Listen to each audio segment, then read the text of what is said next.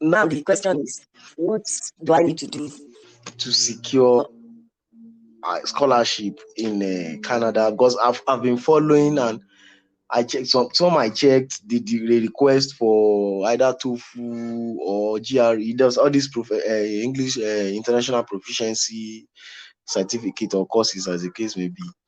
So I don't really know if there are other easier ways of getting either permanent immigrant in Canada or through studies, sir. Okay, so let us decompose the whole thing. Yeah. You are currently in national service. Yes, sir.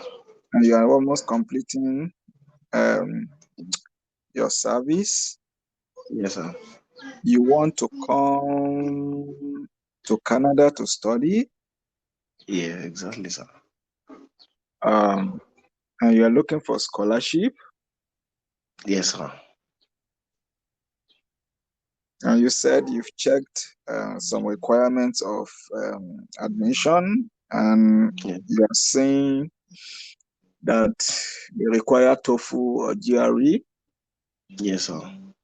Is this actually, have you actually checked Canadian universities or other countries, or universities in other countries? I check Canada, then also part of my focus on UK and each Okay. time because I subscribe to some of these newsletters that they give me scholarships, any scholarship that is available. So each time I click and check their requirements.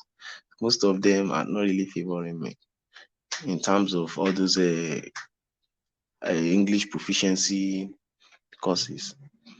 Okay. So what issue do you have? What problem do you have in doing something like TOEFL or GRE? Is it finance or what? Exactly, sir. It's the finance.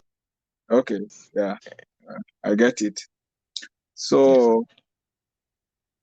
So this is the reason why I think I like to talk about coming to Canada to study, especially for graduate studies.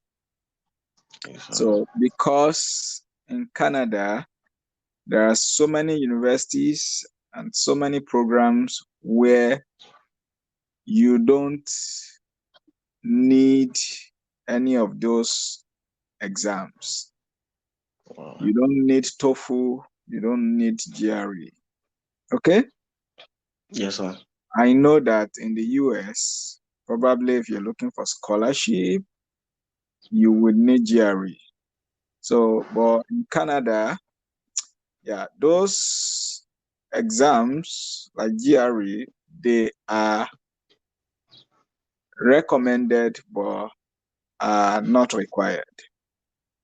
Okay. So, so if you want to avoid doing those kind of exams, so you should focus on coming to Canada. And Yes, sir.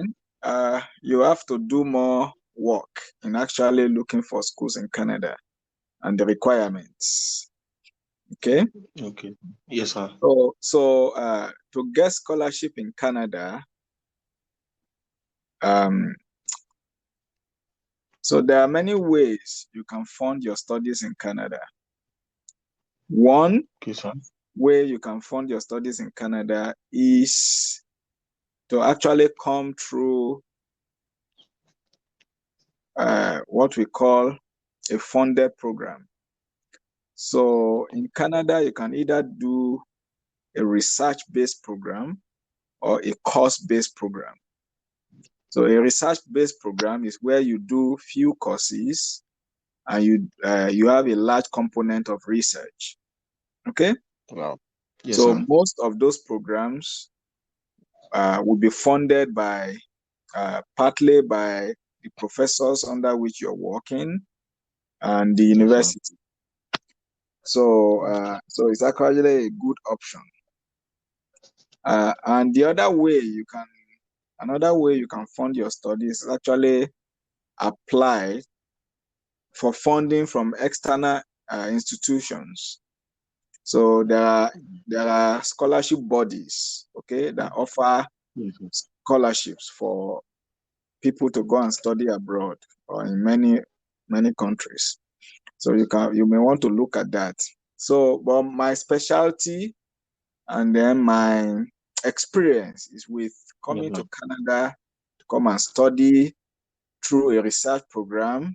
And the reason for that is that you have a focus. So your focus is to you want to satisfy the admission committee that you are capable of doing research. And once you are approved and you're given admission, so usually your funding is automatic. Wow. Okay. So, Yes, sir. but I also recognize that this might be limited in the sense that this is mostly applicable to programs that are in the STEM field. So, you know what I mean, sciences. Yes, sir. So, so that will lead me to my other questions. So, what program did you do in your undergraduate? Okay, I studied telecommunication engineering. Okay, that's good. So, what grade did you graduate with? Second class offer. Okay, like what point? Not really good. 3.81. Okay, out of 5. Yes, sir. All right. So, did you publish any papers during your undergraduate studies?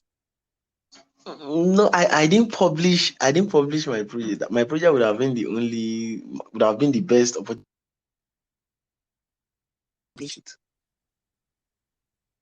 Okay, I yeah. didn't. If you can still publish it, that would be great. But if not, that's also fine. So, yeah. So what you will need to do, so I just gave you like an overview of the funding opportunity, okay? Yes, sir. So for the external bodies, you might want to go and, search for so bodies like MasterCard, they offer funding for people to come and study abroad. But for the research program route, Yes, sir. uh, the details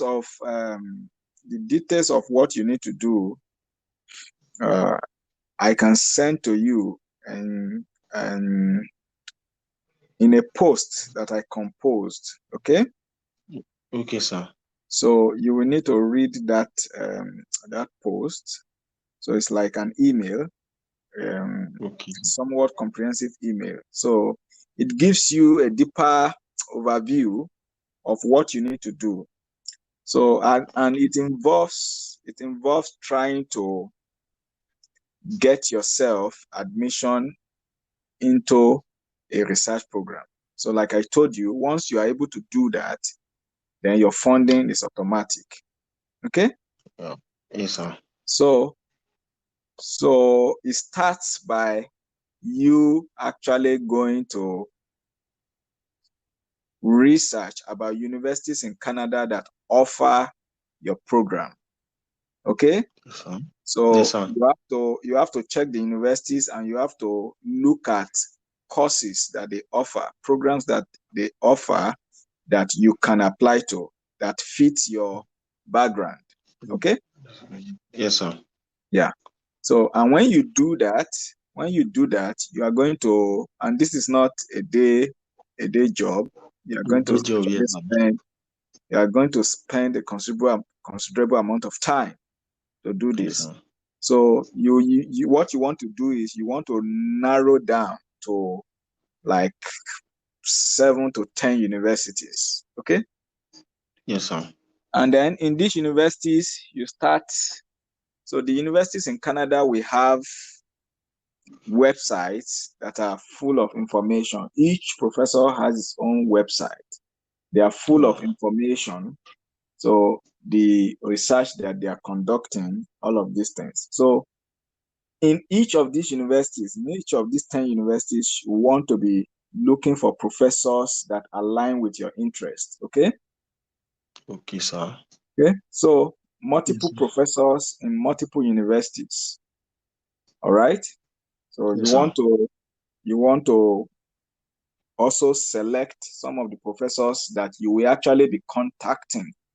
You will need to send them emails. You tell them about your background in an email, and you tell them about your intention. Okay, you tell them about your Yes, sir. background. You tell them about something that caught your interest about them, and then you want to Okay, tell sir. them about your interest in coming to Canada to do graduate studies, and you are going to pop the question if they are willing to supervise your work. Okay, Okay, sir.